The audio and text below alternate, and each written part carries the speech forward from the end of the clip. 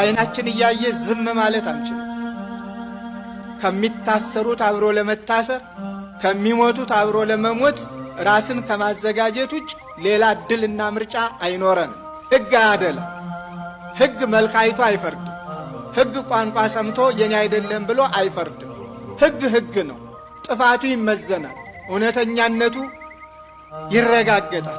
ወንጀለኛነቱ ይረጋገጣል። እውነተኛ ሲሆን በሰላም እንዲኖር፣ ወንጀለኛ ሲሆን የሚገባውን ቅጣት እንዲያገኝ ማድረግ ተገቢ ነው። አሁን እያየን ያለነው ግን የኢትዮጵያ ኦርቶዶክስ ተዋሕዶ ቤተክርስቲያን ከተባለች ሁሉም በቃ ያቅሙን ይሞክራል። ደግሞ በወቅቱ ደግሞ ዘመኑን ተከትሎ ደግሞ ሌላ ስሜት ውስጥ ገብተናል። እስከ መቼ ድረስ ነው እየተፈራረቀ እንዲህ የሚሆነው? ስለዚህ ችግሮች በሰላማዊ መንገድ ይፈቱ።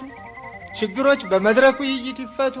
ችግሮች በማሰር በመግደል በመገዳደል ሳይሆን በሰላምና በፍቅር ክርስቲያኑን በማሳደድ ቤት በማቃጠል ሳይሆን በሰላማዊ መንገድ እንዲፈጸም በኢትዮጵያ ኦርቶዶክስ ተዋሕዶ ቤተክርስቲያን ስም በታላቅ ትሕትና ከልብ በመነጨ ሰላማዊ ሕይወትና መንገድ ይህንን አሳስባለሁ።